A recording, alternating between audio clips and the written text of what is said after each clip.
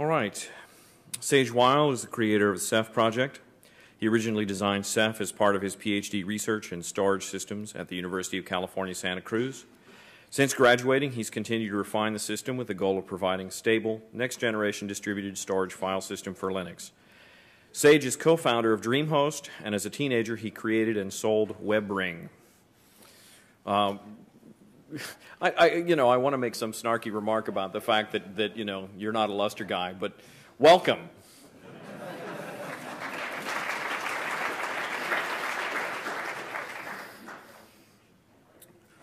I never can figure out. There we go. Nope. No, it's Command L. That's the one I'm looking for. Thanks. There you go. Thank you.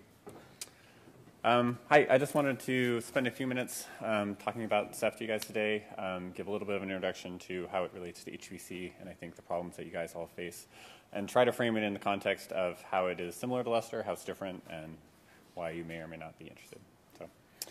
So I guess the question in your mind should be, what is Ceph? At a high level, we describe Ceph as a distributed storage system.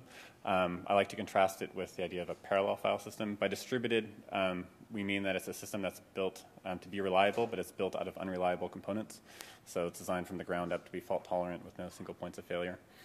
Part of that means building it out of commodity hardware. So think, regular rack mount servers from Dell or whoever else. You can use expensive arrays, controllers, and specialized networks, but those things aren't required. We'll try to make use of them, but they're not sort of an integral part of the architecture.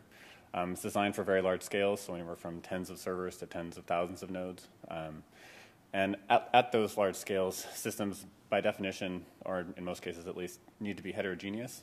Usually you buy your first petabyte of one type of hardware. 6 months later, you buy another 2 or 3 petabytes. And so you want to be able to buy the latest iteration as you do that. So these clusters are sort of inherently dynamic. They're growing over time, mixed hardware, and so forth. So from the ground up, we designed Ceph to be able to have incremental expansion or contraction as you sort of deprovision old breaking hardware and so forth. So that's sort of how Ceph is built, I suppose. What Ceph provides is a unified storage platform. So at the lowest layers, it provides an object and compute storage platform based on distributed, replicated, highly available object-based storage. And then on top of that sort of underlying infrastructure that Ceph provides, we provide a number of different services. So one of them is a RESTful object storage service based on the Amazon S3 and Swift APIs. There's a block storage component that gives you sort of a reliable virtual disk similar to what you get out of a SAN. That's integrated with the Linux kernel and with the KVM hypervisor, so people setting up private clouds use this frequently. And then finally, sort of the most exciting piece is a distributed file system that's designed for, to give you POSIX semantics and be highly scalable for HPC workloads.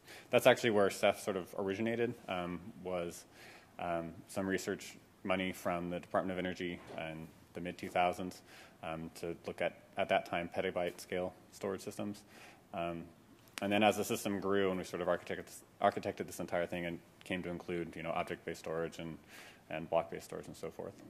Ceph is open source, and it's based on the LGPL for the server side. The kernel side components for the block device and the file system are, of course, GPL because they're in the mainline Linux kernel where they've been for the last couple of years. So in a nutshell, that's sort of what Ceph is. It's a storage system that provides file access, block access, and object access.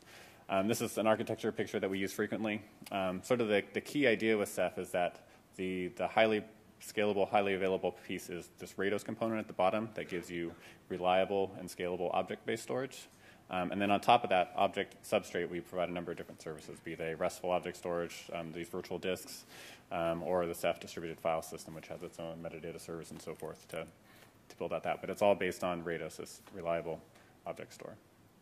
But Ceph does a number of things differently. So looking specifically in the context of how people typically set up Lustre systems versus how Ceph systems are built. In a sort of a conventional HA environment, you have some sort of access network. You typically have redundant heads, OSSs, in sort of the Lustre case, that are then talking to some back-end disk array that's designed to be highly reliable. So at a high level, you're striping across reliable things, reliable disk arrays. Ceph is sort of entirely different from that. The assumption that we come from is that any component in the system can fail, and we don't want to have to sort of deal with the difficulties of configuring failover pairs and so forth. So the idea here is that we're striping over unreliable things, but those unreliable things are designed to be intelligent so that they're handling the consistency and coordination and replication of data across those different storage nodes. In Ceph's case, there's usually a front-end network. There can also be a back-end network that handles where all the replication and data migration traffic goes, although that's sort of an optional thing. But the key idea is that the servers are coordinating replication and recovery. In a typical deployment, it'll look something like this. You'll have a node that has a whole bunch of disks. On top of each of those local disks, you'll have a local file system because we don't want to sort of reinvent the wheel with block allocation tables and so forth. So we like to use Btrfs, but people usually actually use XFS for stability reasons. You can also use ext4. ZFS in principle should work, although we haven't tested it recently. But typically you have a whole bunch of these things in a single rack mount server, maybe 15 disks or something like that. And then you have a whole bunch of these servers making up your storage cluster, tens, hundreds, thousands. One of the key problems in these systems is how you distribute data.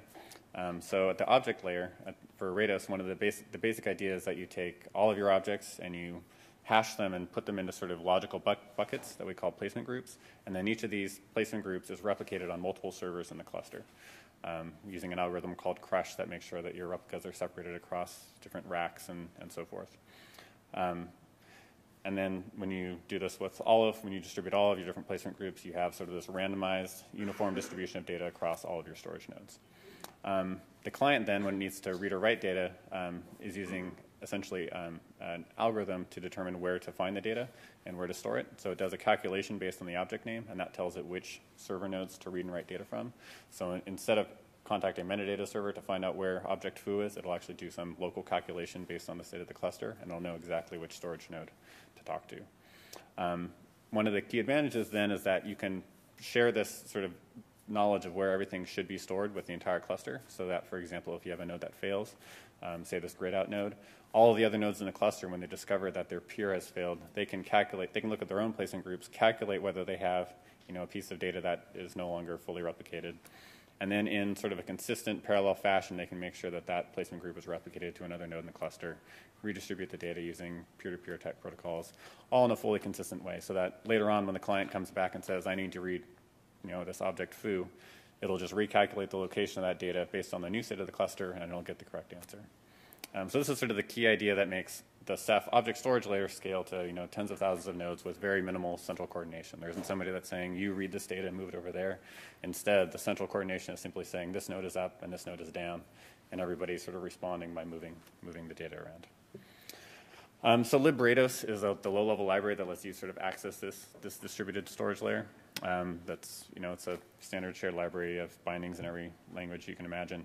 But in contrast to many other systems, it gives you a very rich object API. So in most object systems, an object is just a bunch of bytes and maybe some extended attributes. In Ceph, you can store a lot more than that. So you can store keys and values inside an object in an efficient way. Think Berkeley DB tables or NoSQL tables, something like that, where each object is a logical containers of keys and values, but you can store lots of them and get efficient insertions, deletions, range queries, stuff like that. It supports atomic single object transactions, so you can do things like atomic compare and swap, update the bytes and the keys and values in an atomic fashion, and it'll be consistently replicated and distributed across the cluster in a safe way. There's all this infrastructure to support snapshots, and that's used by the block layer and the file system to give you, per disk image and per directory snapshots in the system. That's all supported at the object layer. But one of the more exciting features is that Ceph allows you to embed code into the object storage daemon to actually implement your own functionality. So you can imagine if you were building, the next Flickr or something, you might embed code in your object store that'll manipulate images to generate thumbnails and so forth. So you can send an object method call to the object store, and it'll actually perform that computation with the data without having to read and write the data across the network.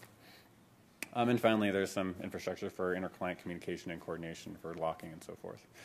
So you can do a lot with this object store, and we use a lot of these features when we're building these higher level services on top of that. So one of the more contentious things I'd like to say is that as I think as a community, as we move toward exascale, my assertion is that successful exascale architectures are going to need to transcend or replace POSIX. Sort of the old paradigm of having this weird file and directory structure with these very strange oddities around the semantics of POSIX are not really going to scale well when you start talking about exascale scales, simply because the hierarchical model does not distribute well. But further, I think that successful architectures are going to need to blur the line that we currently have between compute and storage. So a lot of processes that we have are manipulating data locally and are operating specifically on a small piece of data. And part of those distributed processes are taking data from multiple locations and comparing them and doing some sort of higher level calculation. And currently, all of our distributed architectures are sort of blurring the line between these two. They sort of assume that our storage is either always far away or it's always nearby, and are sort of not sort of recognizing the distinction between these two processes. And I think that a successful scalable architecture needs to sort of recognize that distinction so that you can ship the operations that are operating purely on local data to the data and perform it there, and you can do the processes that need data from multiple locations and pull the data from both locations and do it locally. And that's something that I think hasn't really been resolved in this area. But finally, I think that fault tolerance needs to be considered as the first-class property of these architectures.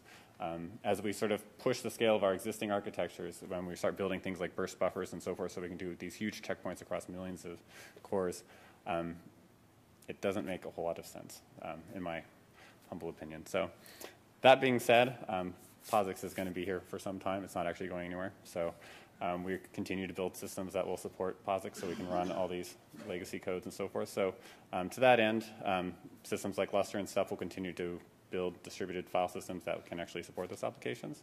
So CephFS builds a POSIX namespace on top of Rados. We have a separate cluster of metadata servers that handle the file system namespace in a distributed fashion.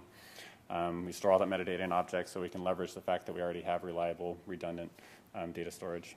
We provide strong consistency, a stable client protocol. The Ceph file system was originally architected with HPC requirements in mind. That was actually sort of the genesis of the research for the project. So we distribute the namespace across multiple servers. We mitigate bursty workloads and adapt the distribution as workloads shift over time. So one of the high-level architecture looks very similar to what Lustre does. So you clients are talking to metadata servers to deal with the file system namespace. They're talking to the object storage nodes to actually read and write file data. The difference is that you have lots and lots of metadata servers. So the challenge there is that you have sort of a single hierarchy of trees, and it's sort of non-trivial how you decide how to distribute those directories across multiple servers. And you can't simply hash them across many nodes and expect to get good performance. So what Ceph does is it sort of dynamically monitors the temperature heat map of the file system hierarchy, and it determines what appropriately sized portions of the file system tree are so that it can migrate them to different servers. And it does this dynamically over time by periodically doing a load balance exchange and so forth. So as your workload shifts over time, as a new batch job starts up, it'll identify which parts of the tree are popular, take an appropriately sized piece and move it to a different metadata server by simply shipping the cache contents of one MDS over to another MDS and letting the clients continue in a totally transparent fashion. It has another of other sort of interesting features that you don't find present in most other file systems. Sort of because we built the file system namespace from the ground up, we could sort of build these into the infrastructure. So one of those features is recursive accounting. The metadata servers keep track of recursive directory stats for every directory in the file system. So for example, when you do an ls-al, the file size that you see for a directory is actually the total number of bytes stored in that directory recursively in the system. So the same thing you get from a DU, but in real time, more or less. CephFS also supports snapshots. Sort of the motivation being that once you start talking about petabytes and exabytes of data, it doesn't really make sense to have a single snapshot data retention policy for the entire system. You need to be able to snapshot different directories and different data sets. So in Ceph, you can actually create a snapshot in any directory in the system, and it'll affect just that subtree of the system. And you can create the snapshots and remove them using sort of standard bash type commands. So all of that being said, it's possible to run an experiment with Ceph in Lustre environments using sort of typical Lustre hardware, but it's not really ideal, and I don't know what is going on.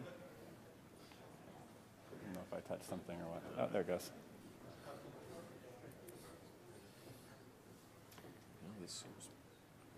I won't touch it. Good. All right. So the real difference is that for Lustre, it has been tuned heavily and successfully over the last decade to run on high-end disk arrays and high-performance networks. Ceph has not sort of had the luxury of that tuning. It's really designed to run on smaller nodes with directly attached disks that are less reliable. So it's possible to run Ceph on Lustre-style hardware if you have that stuff just laying around and want to experiment with it. But what we find usually is that the redundancy from the expensive arrays isn't strictly necessary because Ceph can replicate across servers. So typically in a Ceph environment, you would actually buy more nodes with more disks and you replicate across those, but it'd be overall much less expensive because they're commodity pieces instead of stuff that you get from the high-end array vendors. Ceph can also utilize the flash NVRAM directly, whereas usually those components are sort of buried deep within the disk array where you can't sort of access it normally. So we did some tuning as an experiment on some hardware that was at Oak Ridge National Lab. Basically took some existing OSTs, OSSs I guess, backed by a DD and disk array. I actually have no idea what kind, except that it was roughly 12 gigs a second was sort of the max that we were supposed to be able to get from it. When we initially were turned over access to the cluster and initially just ran our sort of naive installation, we got 100 megs per second out of it. By the end of our experiment, we were getting 5.5 gigs per second, which was actually 11 because of the way that Ceph was journaling. So we're roughly saturating the disk array, which was kind of nice. But there were a couple sort of caveats. One is that the way that Ceph is writing data to the disks, it's actually doing double writes because it has a write-ahead journal, and then actually it writes the data to the file system. That's designed to be used with conjunction with flash or NVRAM, the same way that a NetApp disk array would do that. And that's usually buried in the disk array, so we're actually writing twice to the array. The other thing is that we're using IP over InfiniBand because we don't have native IP support in Ceph yet. But it was sort of a long series of annoying things that we had to change. There was the configuring the InfiniBand network properly, reconfiguring the LUNs on the DDN, choosing which type of disk the journals and the data went to, reconfiguring the LUNs again, tuning the OSD ratios, fixing TCP auto-tuning and read ahead, and all sorts of annoying things that Mark Nelson can tell you about in much more detail. So the good news is that once we actually worked through all these annoying issues, we actually could get respectable performance. The bad news is that you can't simply just plug it in and expect to get good numbers. But I guess you probably are used to that same issue with Lustre as well. So that's mostly what I wanted to talk about. A little bit more information if you're interested in trying Ceph or think it might be suitable for your use cases or workloads, whether it's HPC or distributed computation or whatever. Ceph.com has all sorts of resources about how you can get involved in the community, test it out, and so forth. So, any questions? Yes.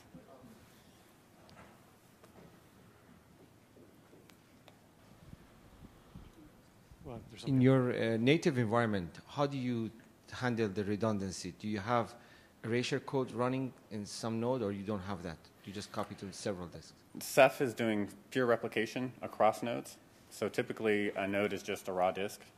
Is considered to be unreliable, and when you write to the disk, it actually replicates that write to one or more other nodes. So you can do 1x replication, you can do 3x replication, whatever you choose. So the redundancy is through replication? Yes, through replication, right.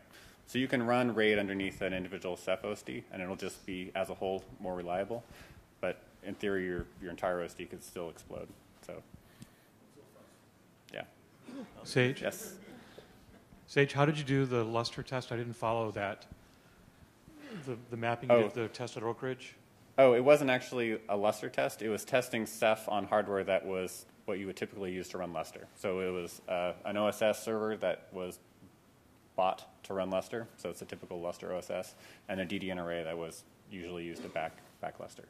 So this is the type of hardware that you would buy for a Lustre configuration. It would be an expensive, big, fast, awesome disk array, and then a bunch of head nodes, which isn't the usual Ceph configuration. So we had to, make Ceph perform in that environment. So here's another idea. You might have heard the talks today about the OSD abstraction of Lustre servers away from the backend store. Mm-hmm. What about using Ceph as the backend store, using a Ceph OSD to get access to your object store across these redundant servers? That would be a way of getting POSIX without having to do the Ceph FS. Yeah, I got here a little bit late, so I missed that talk, so I'd have to dig in a bit more detail. We can talk about that after.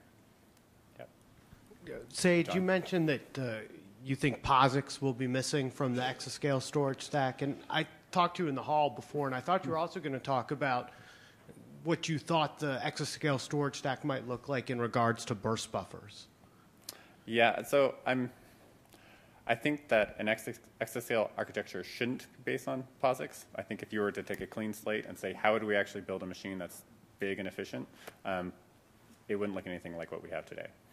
So that's sort of my contention. So all that being said, I think the systems that we actually build, because we're migrating all these legacy codes and that are poorly written and so forth, then there'll actually be POSIX in there.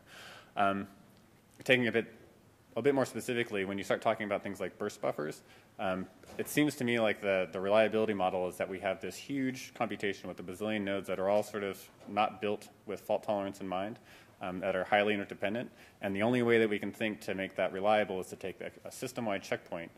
And since the math just doesn't work, there's no way we can actually dump that much of data to disk in any reasonable amount of time. We have to build in flash in every node and all this and so forth. And so that's sort of how we ended up at this point. But I wouldn't... I'm sorry? It's jitter-free, that one, right? That's what we build with the reverse buffer. I don't see how Ceph would be jitter-free in the computer. How Ceph would be jitter-free? Yeah, I'm not saying that Ceph is any different with the burst buffer and so forth. I think that a more interesting exascale architecture would be one that is based on objects that you're storing, computation that is run directly on the objects, and computation that is sort of aggregating the results from different objects. And it would be some sort of, more cloudy infrastructure that is actually running those computations on those nodes and then aggregating the results and then writing it to new objects and so forth. So it would be this huge dependency graph and data flow diagram and not sort of this lockstep computation that's being checkpointed. Yeah. Implementation, is it user space or did you move it to kernel? It's both. So all the server side in Ceph is in user space. They're all just user level daemons. The client side is either user level clients, shared libraries and so forth, or the Linux kernel has a client for the block device and for the file system. So you can map dev RBD0. That's a raw block device that's striped over Ceph objects. It's like what you get out of iSCSI or something like that. Or the CephFS will actually mount the POSIX namespace. That way. Oh, and Last question. Quick question, and I'm the next speaker, so I'm just preventing myself from getting up there. Yeah. The test you did on the lustre hardware and the DDN hardware, what was and maybe if you mentioned this, I missed it, what was the driver? What were you using, the file system or the block device or object storage? What were we using? Actually, I don't remember. I think we were actually using just writing to their object store at that point. We were just getting the object layer to perform. Just librados? Yeah, yeah. Yep. All right. Thank you, Sage Weil. Thank you. Rock on.